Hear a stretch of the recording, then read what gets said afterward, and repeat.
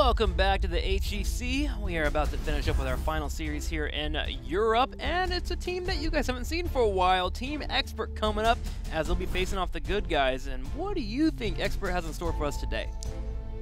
I think we're going to see once again how they are absolutely on point in their communication right now. They have been at the Western Clash. That's something that I'm waiting for in this series, and also they need to get a victory today. They won with the 3-0 against the good guys the last time, so I expect them to come out swinging and to immediately just make a statement here to say we can not only defeat them with the 3-0 again, but we do it in a fashion that everyone else knows we are for real when we say we're going to end up at the HGC finals at BlizzCon. Well, we've already seen the good guys play. They played on Friday against Strict Esports and lost 3-1. Let's go ahead and look at the standings and see where exactly they are at, as they'll be facing off against Expert today, and where our teams could maybe result in if they get a victory. Team Expert wanting to break that 4-3 we started with at the very beginning of the week, so they are our last team that had a 4-3 record, and if they get a victory today, they can move on up in the standings and compete with Dignitas, Strict Esports, and Zealots. Team Good Guys need victories here to think about the Crucible and getting out of it, just to even have a chance here not to be in the bottom two. The thing is that the good guys have a big problem now, and that problem manifested itself earlier when the Zealots took down Team Liquid, because from the get-go, as we were heading into part 2 of Phase 2, they said, hey, our direct competition are the Playing Ducks and Zealots. We think we can beat both of them, and if we do, we have a chance to pull ahead and make sure that we're not ending up in the Crucible. That was, of course, the entire time assuming that those two teams would also struggle against the rest of the league, and that's just not the case right now, since we all of a sudden are seeing Zealots making huge headway with the victory against Tricked and Team Liquid. So now the good guys are looking at this and looking at the rankings and are saying, yeah, we cannot only rely on wins against Zealots and against the Ducks. If we manage to do that, that's still fine, but we would still be on a Crucible spot, so we have to find wins somewhere else, and that makes this entire setup for them a lot harder, and also a little more pressure on them now. Exactly. Number one advice, just focus on your victories. And the matches today have already happened. We had game number 1, but game number 2 is coming your way as the schedule continues to update. Let's go ahead and look at what we have in store for you. Later on, North America is coming at you with Space Station Gaming and Even and Death, finishing up the day with Lag Force versus Superstars. But earlier, Team Liquid versus Zealots. Zealots looked impressive. Yeah, they definitely did. One of the teams that made it into a Phase 2 through the Open Division, through the Crucible. And talking about the Open Division, we had a lot of the teams that are currently in the league already stating their opinions on the teams that are currently starting to make a play for the Open Division playoffs, and saying that there's quite a few teams that have a realistic shot to make it into HGC. Of course, this goes to out to all of you as well. If you are interested in qualifying for HGC, the Open Division is the place where you can make that happen. There's bi-weekly tournaments where you gain points to end up in the playoffs to make a play for the Crucible, and you can of course access all of that through the HGC website. Check out the Open Division on a bi-weekly basis, the tournaments there, and also it helps out to just get a bit more of a feel on the competitive scene overall. Well, let's get a feel about how this match is going to break down for our teams, as a couple of our players came in and shared their thoughts about today's match. Recently had quite some impressive showings, and they really played well at the Western Clash. So our expectations due to that are not as high as we would have had before the Western Clash. We hope to at least get a couple of maps against them. Expert has been improving a lot recently, and I think that might be due to their new player, Afero. They seem to really fit well as a team together, and I think ADRD's drafting style, along with Afero's wide array of hero pool, is really fitting well together, and combined with Afero's strong mechanics, we really have to look out for him. So for the second part of Phase 2, we feel a bit nervous because we really want to get to BlizzCon, and the standings are still like 4 people with the same score. So there's a lot of pressure if we really want to make it. We are confident going into the series, but if they're gonna pull out something crazy, the first week is the time to do it, so we're not underestimating them.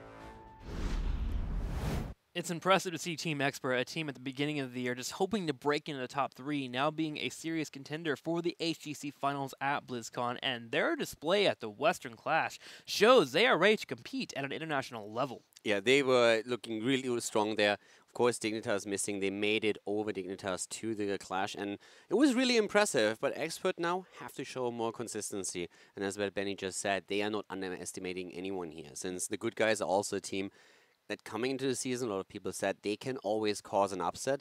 They struggled a lot, had a lot of 5-mappers where they just couldn't win the final map. But they have practiced a lot more now, and I really want to see if that team has shown the same development and the same performance increase that we've seen on the side of the Zealots. Well, see if that will happen here. As some of you believe that the good guys will have a victory today, as the cheers continue to roll on in for each of our individual teams. At the very top, Stoffel with 6,500 cheers for Team Good Guys. Yep, and the Pepe are also at the end of that list. But the Good Guys, definitely a team that has quite a few fans, especially, of course, since we have some players on that setup that have a bit of a history in Heroes of the Storm, BKB being one of them.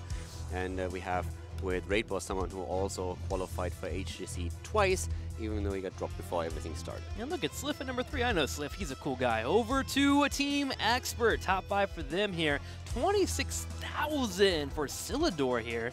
As he'll be landing in a few of those cheers, but right afterwards, Milgas Arak. Ikruk. Milgas Ikruk with 20,000. Yeah. I'm not giving that a shot. Thank you. No, but overall, Expert definitely one of the teams that is making huge headway and has done so throughout the entire year, throughout Phase 1, Phase 2. And they are always good for an awkward pick. They are a lot more stable now in the way they draft, but as we've heard from all the teams, they are still throwing in the odd pick every now and then and trying to surprise opponents. Because they definitely can, man. They have the hero pools. And talking about today's match, we got Twitter already buzzing about Team Expert as they take on the Good Guys. And the Crushinator comes in. If Zealots can take out TL, can TGG give Experience the business? I have to admit that if TGG now takes down Expert, then all of a sudden all the predictions for the second phase and all the standings would go to hell within a single day. Here's my side of looking at it. It seems like Team Expert, Europe teams are consistently jumping over each other, so I wouldn't be surprised if Good Guys get a victory today. Let's go ahead and start the best of 5. It's going to be game number 1 here, with Tomb of Spider Queen being picked up. So in Tomb of Spider Queen, I want to highlight again the importance of the double turn-in at the beginning of the match. We've seen that yesterday, we've seen it today, and how much of an importance that has. Tomb of the Spider Queen is the map that traditionally has been known to be extremely snowbally if you can achieve that goal. So even a half-level lead after you achieve your first turn-in can oftentimes lead to the faster level 10. You delay your opponent's turn-in up to you hitting 10. Because you have 10, they can't complete their own turn-in, you get the second, and then you run away with a constant lead in the game. And that's something that in Europe we've seen as a game plan nearly every single time that Tomb is being played. So we can expect the same here, and that's what we have to watch out for early on. Yeah, we've been seeing some early adjustments to that infamous 2 turn-in that we've been seeing, whether it's vision in the form of Zagara or maybe some scouting drones, etc., or poke. Those have been the pickups that have been happening lately on Tomb of Spider Queen, and we'll see if Team Expert has their own opinion on how to handle that turn-in that might be occurring, as the first ban in the game will be coming in soon. Now, traditionally, there's 2 ways how you can approach Tomb of the Spider Queen matches. Way 1 is the more often seen wave clear focus that you have, where you are trying to just push your opponent back as much as you can.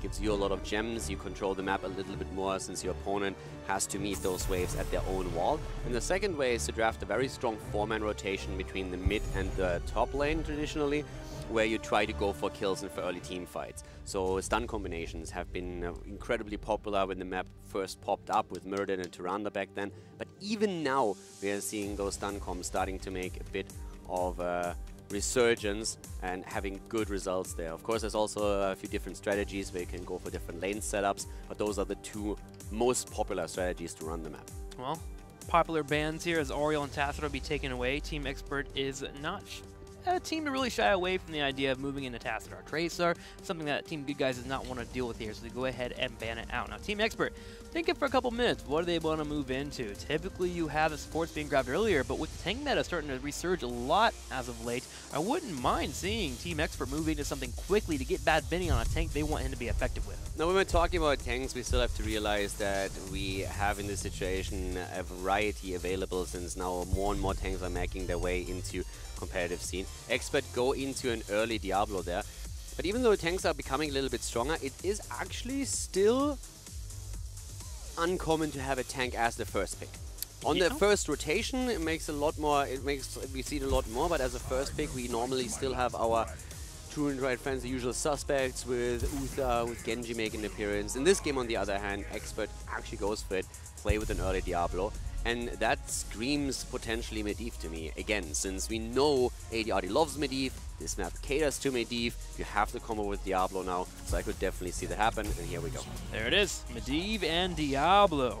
So now, we have the Leyline Seal into Apocalypse, we have Dehaka from the offlane, and they can control the flow of the battleground really well, get into engages. Team Expert building in a Team Expert manner, that is for sure. Team Good Guys on their side, gonna go ahead and ban out the Li Ming, not one that you typically see very often, but they might want to move it to an Anubarak.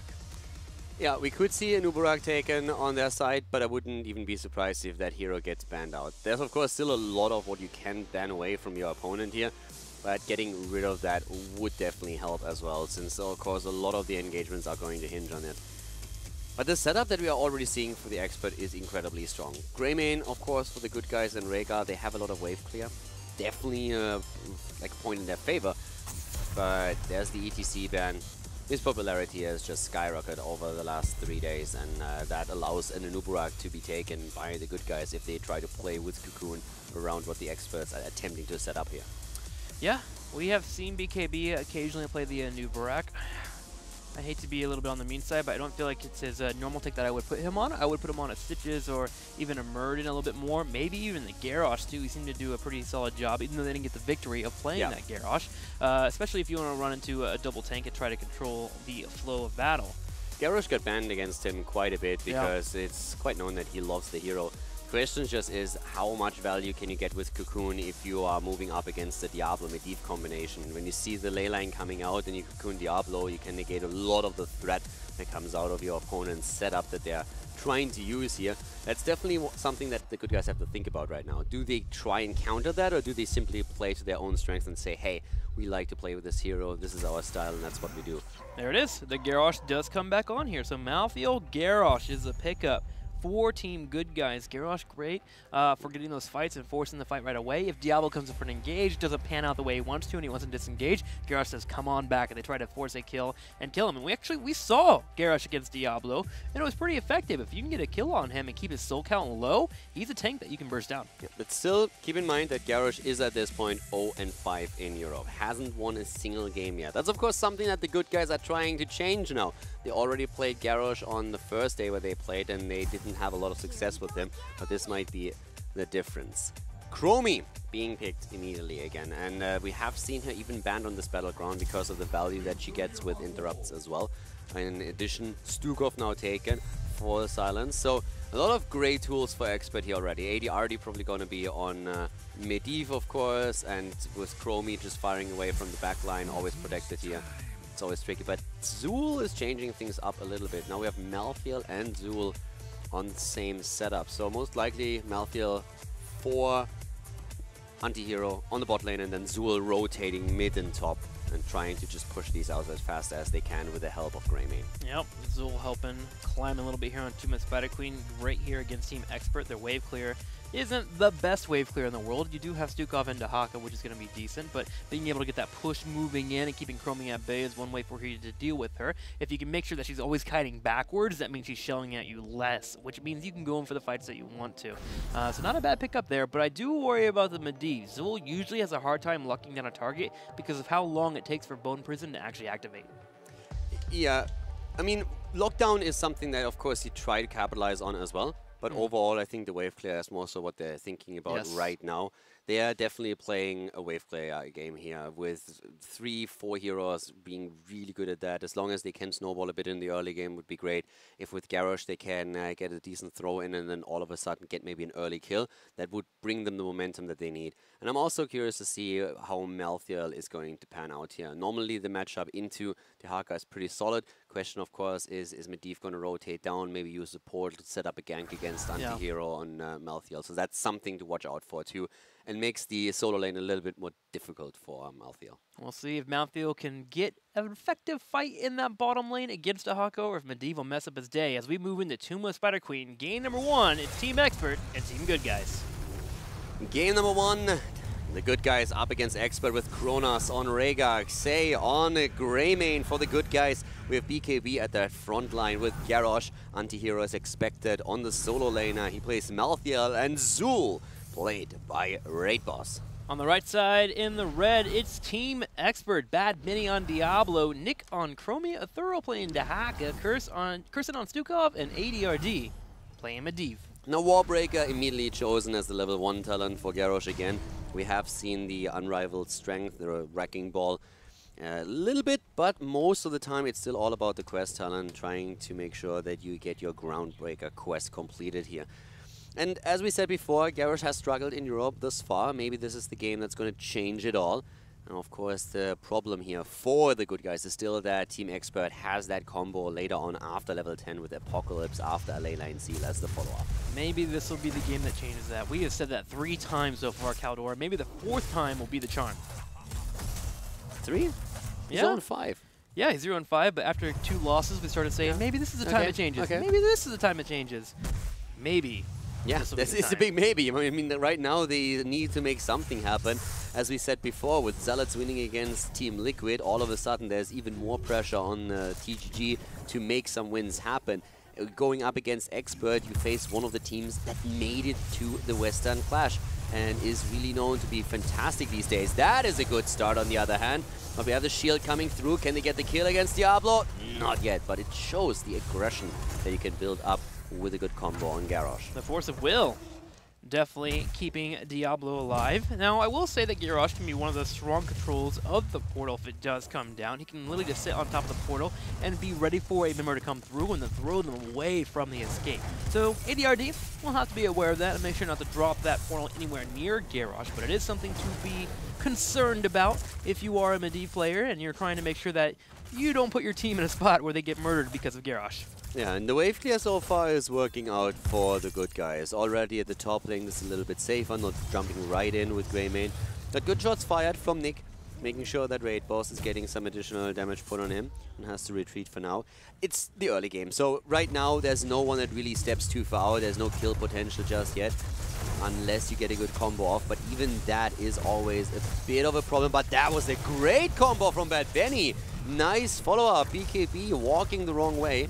Should have moved to the top here, but he opens up an opportunity for Diablo to stun him against the wall, and that is a chance that you can't give Bad Benny. He's going to jump on that and punish you. Splendid patience there for both teams, Dahaka and Diablo getting that kill, but they're looking for a fight themselves. The Team Good Guys moving in with the Bone Prison on Diablo, and Diablo decides it's time to turn around. A thorough missing out on the drag, though, will prevent any type of escape or engage on the team, but here comes ADRD with Chromie helping out. They get a kill. Yep, they get the kill. Medivh finds himself in trouble, though, and that's the counter kill right there. Protection was down, didn't have the shield available thanks to the cooldown. So that's at least the trade that they can go for at this point. That's a bit of a relief for them, to be honest, since so far Expert has starting to really put their stamp on the game. But with that counter kill against Medivh, that at least opens up some opportunities. Yep. Team Good Guys around 10 will open up more, though. Remember Cocktail being on, the Heroics coming online for both Malthael and Greymane. It's all about Zul just trying to keep them in the game for now. And Team Expert is doing everything they can to stop that Zul. You're seeing them rotate with that Diablo all the time into his lane here, hoping to fight. But hang on here, Dahaka might be in trouble. Yeah, they're moving in once again. Bad Benny is actually the one that finds himself in a bit of a pickle, but he can move through the portal. There were not enough body blocks available yet. Thirst for battle for Garrosh on 4, by the way. Cooldown reduction on his Bloodthirst is what they're currently aiming for. And inexperienced, the teams are still dead even. So doing quite a decent job. It's all about the turners at this point. And we have a few more gems held by the good guys. Haven't turned in yet, but they have the potential for the first Web Weaver wave now. Medivh is actually having a bit of a hard time here against the Garrosh. Every time he goes in for his missile to put some damage out, BKB's range is just slightly longer than that of Medivh and be able to get the pick every single time. ADRD gonna have to be a little bit more careful here. He's been thrown 3 times and one of those has been an actual kill on him. Yeah, anti-hero now at the bot lane, as expected, has to deal with 2 heroes starting to make a move against him. That's going to happen a little bit more often. They know that Dahaka has a rough time on the solo lane, and Aethera has actually jumped into fights a lot here, more so on the mid and top rotation than anything else. So he has also put a lot of pressure onto the good guys, because his drag as a follow-up to Diablo, or vice versa, is just having so much potential for kills early on.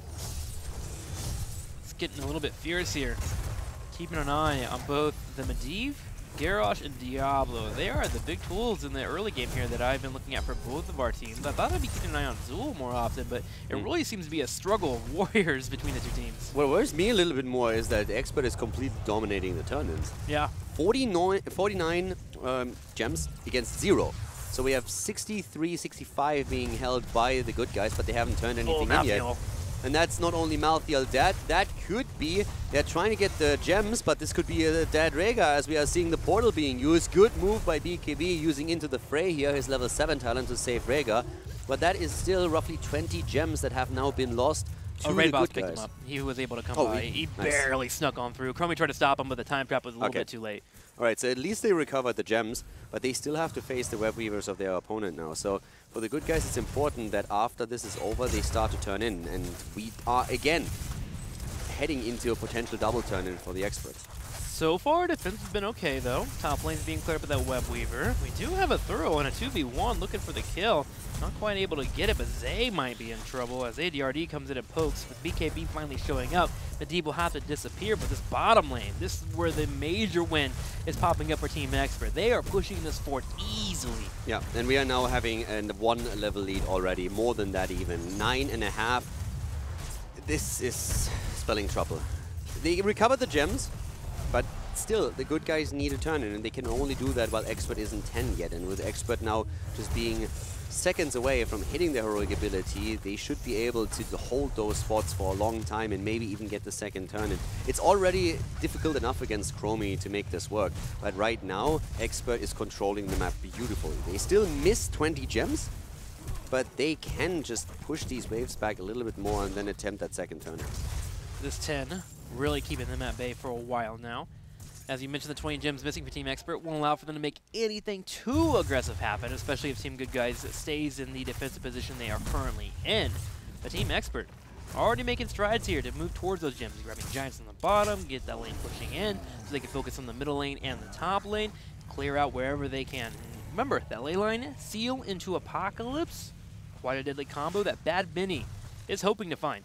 Also interesting to see that we have for Curson, when we're talking about Stukov, the vigorous uptake taken on level 4 is pretty much the standard, but on level 7 we're now seeing the targeted excision, so he's really focusing a little bit more on the bio kill switch here over what we oftentimes see, which is the lurking arm focus on 1, 7 and 13, so a bit of an adjustment that he makes.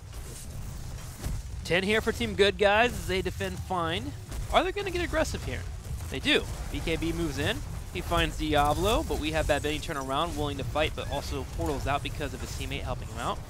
Every single time Garrosh has tried to force this fight, man, Diablo has gotten out, and now he's actually getting pretty darn tanky. The souls are starting to build up. Yeah, but a few turn-ins have now started. Not too much just yet for the good guys, but at least they avoided the double turn-in of Team Expert for now.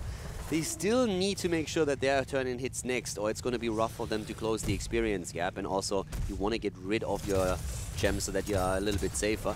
But overall, they are starting to do a little bit better here. It's definitely difficult for them to get kills, but that's more so because of the portals, and if they can maybe like get their stuns in a bit earlier, they might be able to kind of deny that a bit, get a first kill, and once that starts, I think they have a bit of snowball potential in the fights, especially through Malthiel. Not only are the portals denying the kills, but they're also denying their ability to out-rotate Team Expert. They've tried 2 times to go to different sides of the map here to go for the turn-in, but the portals allowing for Team Expert to jump to the side of the map quickly enough has allowed for them to keep delaying. Dahaka's in the bottom here. We'll see if he brush talks in soon, as we have Malthiel getting low on health. Here's a Thorough as he comes in with the Dragon. Remember, Cleanse has been used. This is such an annoying setup to play against right now. These silences that we are seeing from Kronos. Rhaegar is down, and they go for BKB as the next target. They get the stun in with the drag, and that is a dead Garrosh. 2 heroes down. Expert is playing this so well. They are hyper-aggressively moving in with Diablo, who gets a shield immediately from Medivh. The portal appears next to him, opening a path to escape that oftentimes he doesn't even have to use, because Stukov in the back just puts down another silence, and everybody that is fighting in these close quarters from the good guys is immediately robbed of all his abilities. So this setup overall with Medivh, Stukov is incredibly powerful, and you add the 2 stuns from Dehaka and Diablo into the mix as well, and it just underlines it even more. It's pretty impressive how the experts are coordinating this currently. They're just quietly crushing Team Good Guys, and they're looking to finally make a bigger bang here, as they'll have the top middle fort to push in. Team Good Guys are trying to find a way to get an angle on their opponent. BKB was in the bush on the top side, but with ADRD playing Medivh here, the vision allows for him to scout it out, and Team Good Guys has to back up and just defend. Yeah, and right now the dominance on the map is becoming very transparent. Expert has the level 13 talent, they have the second turn in, they are robbing TGG constantly from gems by getting kills in. And how do you approach this? You have Chromie just firing away from the backline, you have nearly no way of getting close to her, and Experts are now trying to utilize that advantage through the level 13 talent. The second fort has fallen, that keeps us with one remaining fort for the Good Guys, and that's at the top lane and will fall eventually as well. And Expert isn't even satisfied with just dropping the forts here, they're aggressively moving towards the keeps. That they are. Pushing in, having Chromie siege where she can. You see Team Good Guys backing up. They have multiple times grouped up on their retreat, just seeing how fearful they are of what Team Expert is pushing into them. Diablo by himself is foot pushing on the top side, which is something you don't see every day, but something they can get away with. With Team Expert sitting in the middle lane controlling pretty darn well. BKB comes in, and I like the attempt at trying to catch Chromie or Stukov, but just barely misses out. Yeah, another tower goes down, the wall has fallen too. Now we have a solid 2-level lead, a bit more than that even, on the side of Team Expert, and they are starting to work towards level 16 already, whereas Good Guys are just now grabbing the level 13 talent.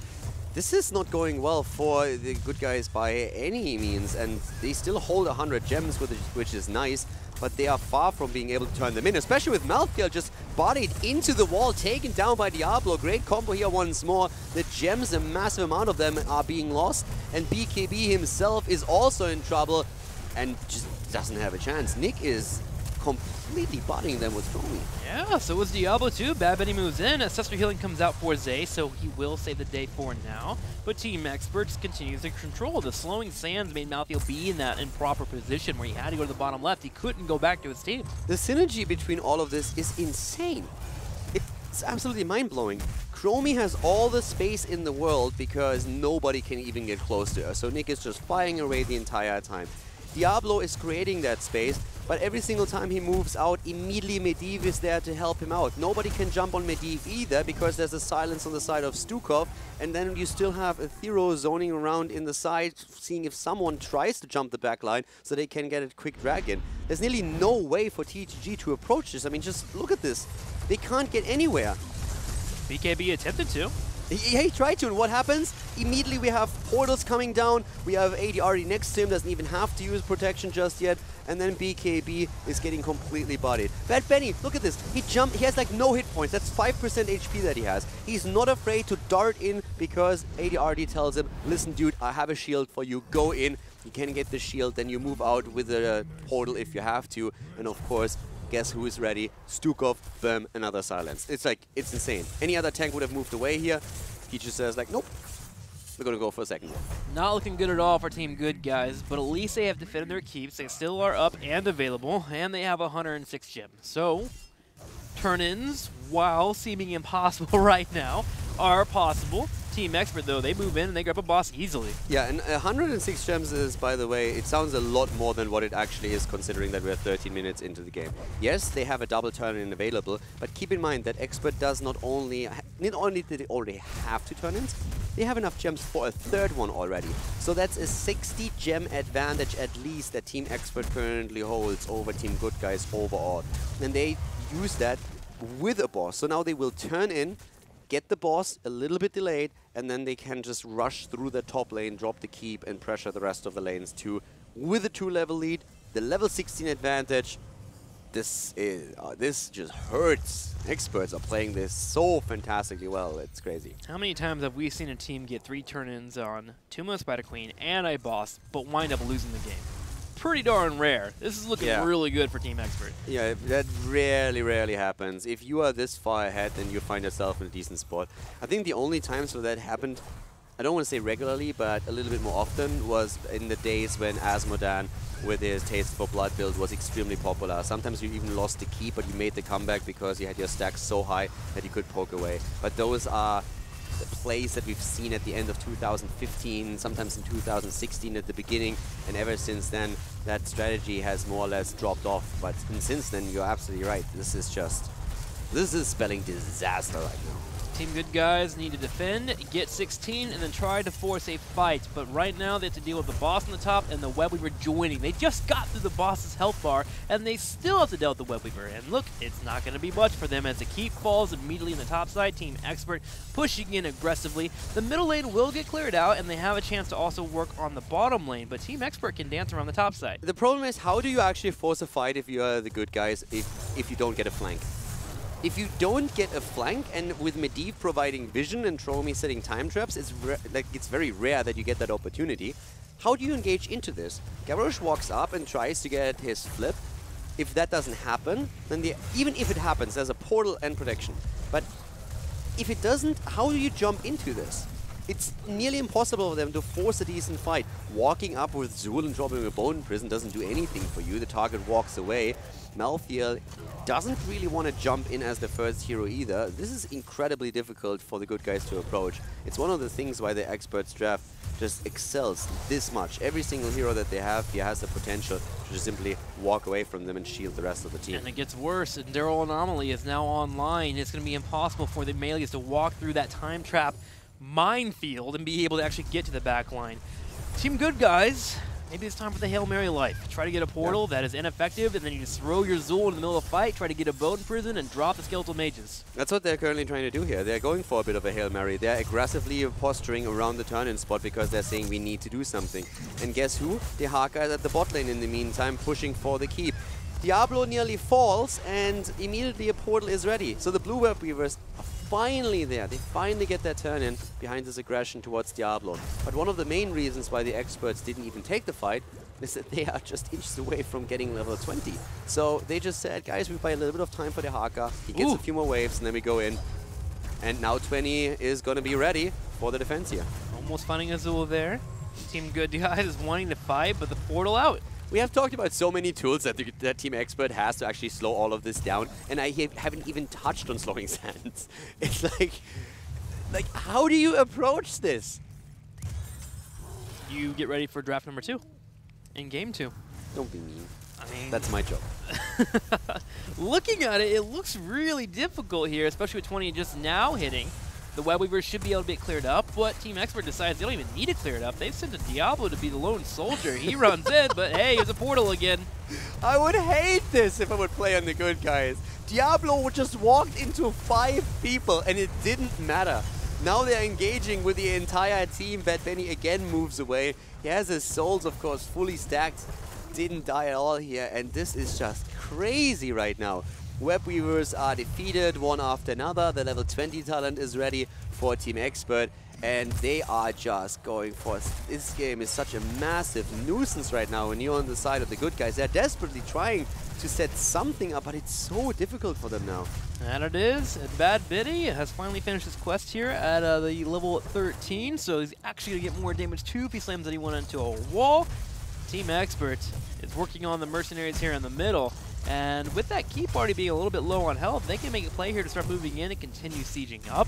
They still need about 13 more gems for another turn-in, but if they can get that turn-in before Team Good Guys hits even level 19, that's where they can move in, grab more keys, and maybe the game. Yeah, and I like that all the level 20 talents are basically just saying Expert wants to be even more annoying. We have not only the Bolt on the Hellgate, Bolt of the Storm variation for Diablo, we're seeing the Anomaly taken for Chromie, so more charges to run into. We have more flailing swipes ready, and even the insta-kills against minions and catapults on the side of ADRD. So it's just every single thing you go up against is designed to just annoy the hell out of you. Push the lanes back. Medivh is pushing the top lane out single-handedly, just easily flies back towards the team. This is crazy. This must be extremely frustrating to play when you're on the Good Guy side now. Ooh, Curson almost in trouble, but he drops a swipe, and Medivh's already on the way, so Bad Benny turns around for the fight, and they just destroy Malthael, and he's like, okay. I guess I enjoy playing this game. As he gets picked up, Leyline Seal comes out, Bad Benny moves forward, Egglock has been used, but he can set up the combo as he dives forward, and they get Azul. This draft is stupid. I love it. It is insane. They take 3 heroes down. Team Expert is just enjoying their first game here. What a draft. Fantastic synergy between the players. Every single one of them knows exactly what his job is. Nobody opens up an inch of mistakes for the opponent to exploit. bypassing the keep with a portal and going straight for the core. Expert is currently schooling the good guys. What a fantastic game for Team Expert to kick this series off. Yep, Core gets cleaned up here. Team Expert with the 1-0 over Team Good Guys. It seems like control and patience is enough to beat out the Garrosh here, as Team Good Guys are definitely hurting after that one. I'm impressed by this. Yeah, it's a really cool composition. Yeah, that was really, really well played, and just like the audacity sometimes on heroes when Bad Benny just YOLO'd into 4, nearly dies, and then the Medivh is there. Oh, have a portal. Come back out. All of a sudden you try to flank, you run into 5 time traps, one after another.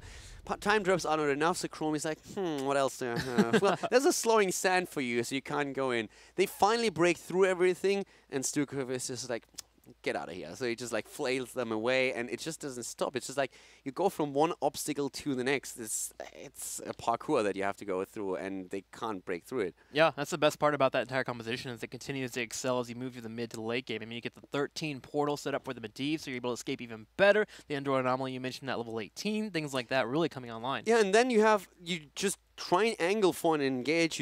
You look for that opening, and all of a sudden there's just Diablo saying, "Oh my God, look, you're a little bit too far out. Hey, here's a double stun composition into an apocalypse." And Chromie says like, "Oh boy, I got this." Time to bam, sit you you're down. dead. Insane Well, game. for those of you that have been looking